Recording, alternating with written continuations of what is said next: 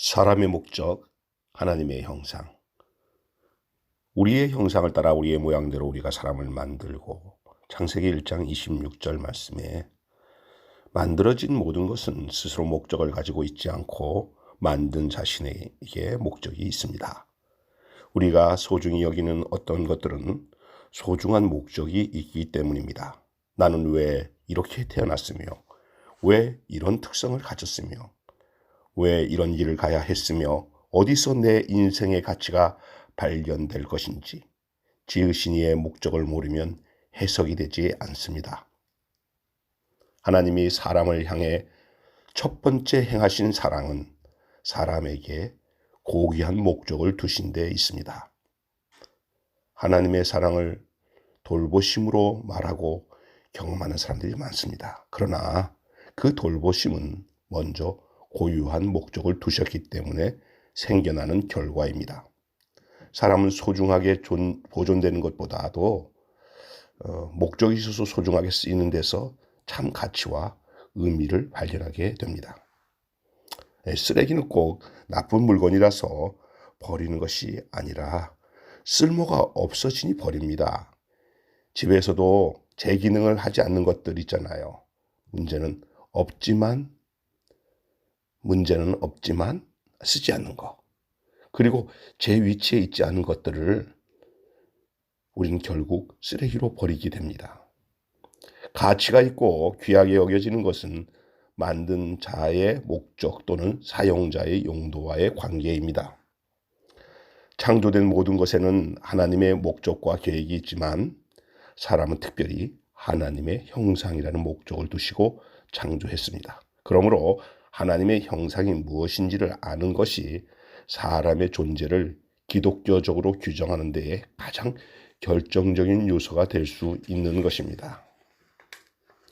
하나님의 형상에 대해서 여러 가지 해석이 있습니다.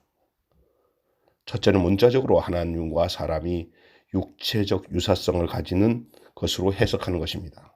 성경의 어떤 구절은 하나님을 묘사할 때 주의 손가락, 주의 발등상 등 신인동형의 방법을 사용합니다. 그러나 하나님은 영이시고 하나님에 대한 어떤 형상도 만들지 말라고 하셨으므로 성경은 하나님과 사람의 육체적 유사성을 지지하는다고 볼 수가 있습니다. 지지하지 않습니다.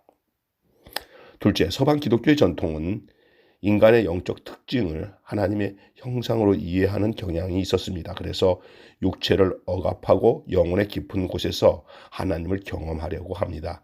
이런 입장의 근본적인 문제는 인간의 육체성을 부정하고 있다고 볼 수 있는 것입니다. 인간의 육체를 배제하고 영혼만 하나님의 형상으로 가르치는 것은 성경에 근거한 것이 아니고 이원론적 사고의 영향을 받은 것입니다. 세 번째는요, 가장 보편적으로 지지하는 해석이죠. 지지받고 있고요. 사람을 육과 정신을 아우르는 전 인격적인 존재로 보면서 하나님의 형상을 혼적 특성에서 찾는 것이죠.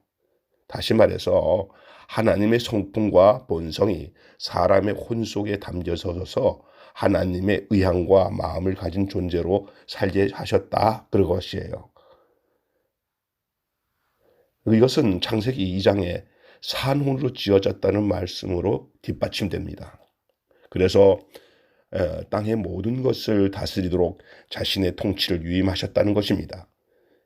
손의 형상으로 포크레인을 만들어 손의 일을 대신하게 하고 두뇌의 형상으로 컴퓨터를 만들어 머리가 하는 일을 대신하게 하듯이 하나님은 자신의 형상을 따라 사람을 지어서 땅 위에서 하나님의 일을 대리하게 하셨다는 것입니다. 넷째는요, 또 다른 중요한 통찰로서 하나님의 형상을 인간이 하나님과의 관계를 맺는 가운데 있음을 나타내는 것으로 이해하는 것입니다. 성경에는 이렇게 말씀하고 있습니다. 하나님이 자기의 형상, 곧 하나님의 형상으로 사람을 창조하시되 남자와 여자로 지으시고. 창세기 1장 27절 말씀이잖아요. 사람은 누구와 어떤 관계를 가지고 일생을 살아갑니까? 사람은 누구와 어떤 관계를 가지며 일생을 살아가고 있잖아요. 관계 안에 있는 인간의 삶은 남자와 여자의 공존이 대표적인 형태입니다.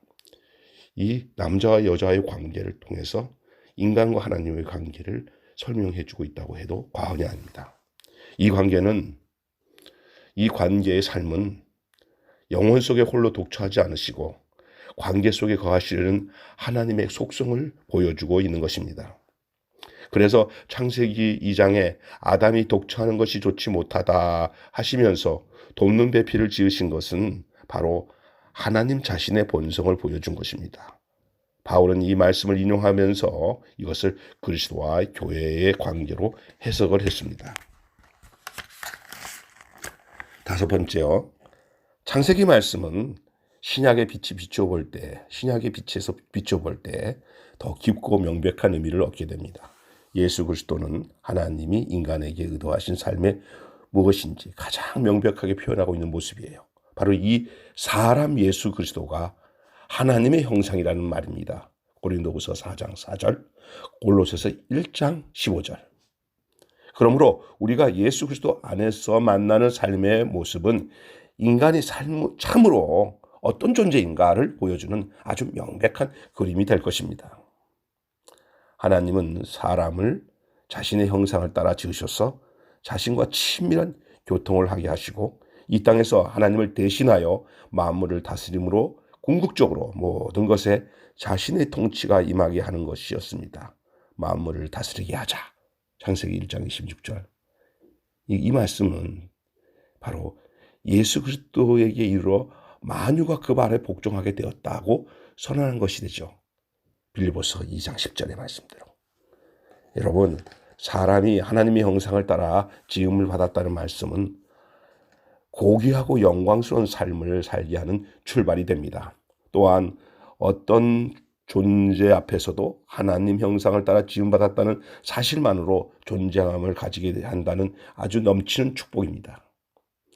하나님이 사람을 자신의 성품과 마음을 표현하게 하려고 지으셨다는 사실은 사람으로 하여금 이 땅에서 존재적 가치를 극대화하며 살게 합니다.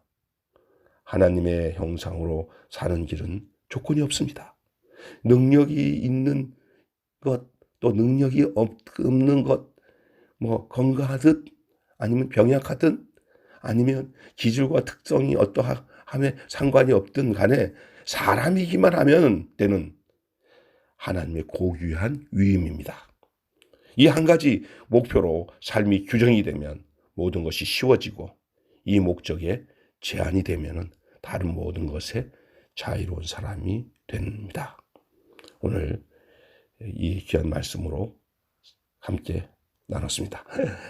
샬롬, 주님을 찬양합니다.